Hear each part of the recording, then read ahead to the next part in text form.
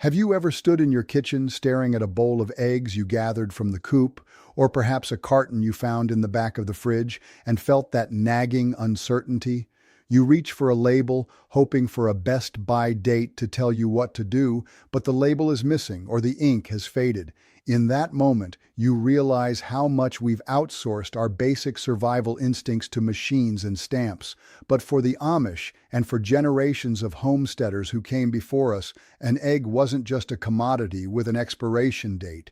It was a small, fragile miracle of nutrition, a cornerstone of the morning meal, and a vital resource that demanded respect.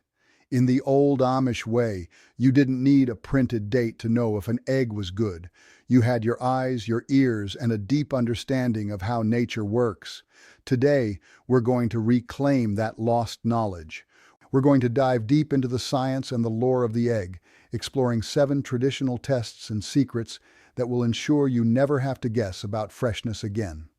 My name is Dr. James Anderson, and welcome back to Amish Heritage Secrets. I grew up in a world where the kitchen was a classroom, and every ingredient had a story. The wisdom I'm sharing with you today isn't just about food safety, it's about reconnecting with the physical world. It's about learning to trust your own observations over a digital notification. By the end of this 10-minute journey, you'll be able to read an egg like an open book.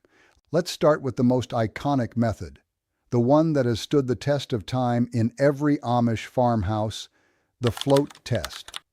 To understand why this works, we have to look at the remarkable design of the egg itself.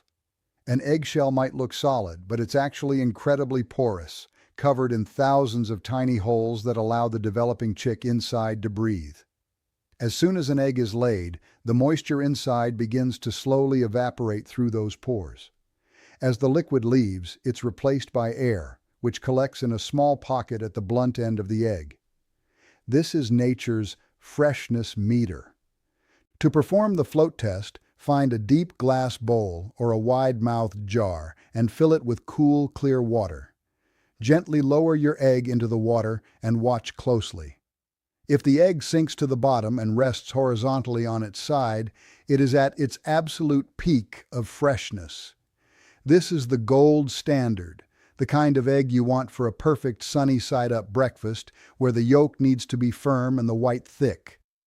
But watch what happens as the egg gets a few days older. It might still sink, but the blunt end will start to tilt upward, like it's trying to stand on its head.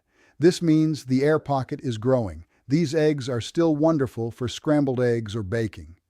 If the egg stands completely vertical on the bottom, it's about 2 to 3 weeks old. Now, here's a little Amish secret. These vertical eggs are actually the best eggs for hard boiling. Why? Because that larger air pocket makes the shell pull away from the membrane, making them a dream to peel. But if that egg bobbles to the surface and floats like a cork, that means the air pocket has become so large that the egg is no longer fresh. In the Amish tradition, we don't take chances with floaters. Now, before we move on to our next test, I want you to consider the feel of the egg. This brings us to sign number 2, the shaker test.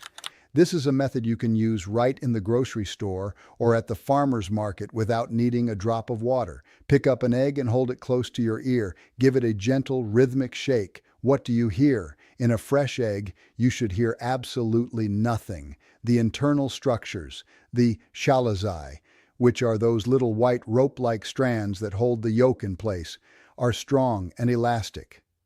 The white is thick and viscous, cushioning the yolk perfectly. But as the egg ages, those structures break down. The white becomes watery, and the yolk loses its tension. If you hear a distinct sloshing or thumping sound inside the shell, that egg has lost its freshness. It's a subtle sign, but once you learn to hear it, you'll never unhear it. Let's dive a bit deeper into the visual cues. Sign number 3, the candle test. Long before we had electric lights, the Amish used candling to check the quality of eggs. They would literally hold an egg up to a candle flame in a dark room. Today, you can use a high-powered flashlight. When you shine a bright light through a fresh egg, the yolk should appear as a faint, shadowy circle right in the center. The air cell at the end should be very small, less than an eighth of an inch deep. As the egg ages, the yolk becomes more mobile and moves closer to the shell, making its shadow much darker and more defined. The air cell will also clearly grow larger.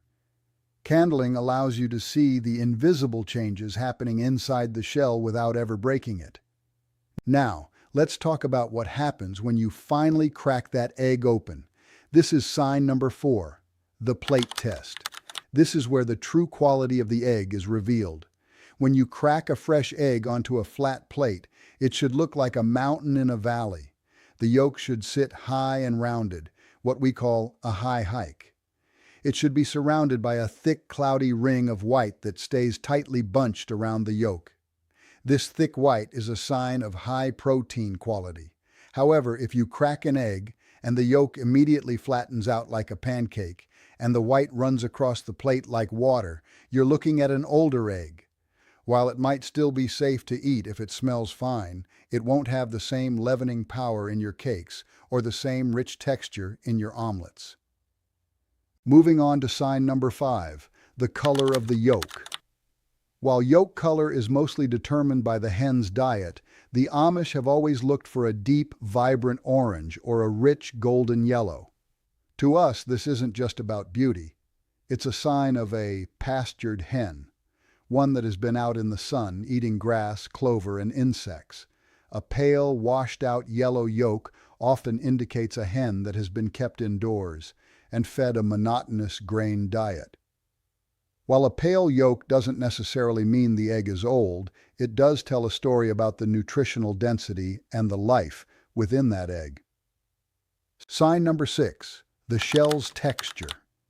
Have you ever handled an egg that felt chalky or rough versus one that felt smooth and slightly waxy? Freshly laid eggs have a natural coating called the bloom or cuticle. This is a protective layer that seals the pores and prevents bacteria from entering. In the Amish way, we try not to wash our eggs until right before we use them, because washing removes this bloom and accelerates the aging process. If an egg feels overly shiny or slick, it might have been washed and processed, which means its natural defenses are gone. A matte, slightly textured shell is often a sign of an egg that still has its natural protection intact.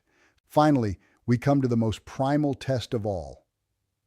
Sign number 7, the scent of truth. Your nose is one of the most sophisticated pieces of technology ever created. If an egg passes all the other tests but smells off once you crack it, trust your nose.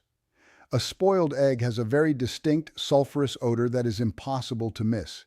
Even a faint musty or sour smell is a signal to stop. In the Amish kitchen, we always crack our eggs into a separate small bowl before adding them to a larger mix. This way, if you do happen to find one bad egg, you haven't ruined your entire batch of pancake batter or your 6-egg cake.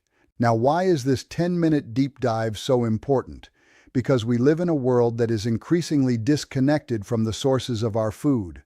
When we rely on a best buy date, we stop thinking, we stop observing, we stop learning.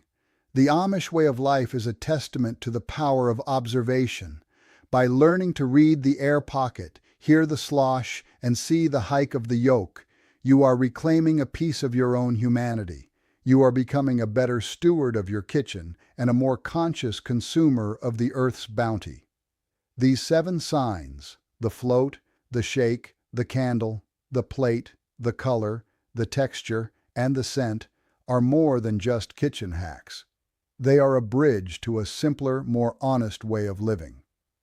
They remind us that the most important information isn't always found on a screen. Sometimes it's found in a bowl of cool water on a wooden table. Thank you for spending these 10 minutes with me at Amish Heritage Secrets. I hope this wisdom serves you well in your own kitchen. If you found these secrets valuable, I encourage you to share them with your family. Teach your children how to candle an egg or how to listen for the slosh. Let's keep these traditions alive, one egg at a time. Until we meet again, remember to look closer, listen longer, and always trust the wisdom of the old ways.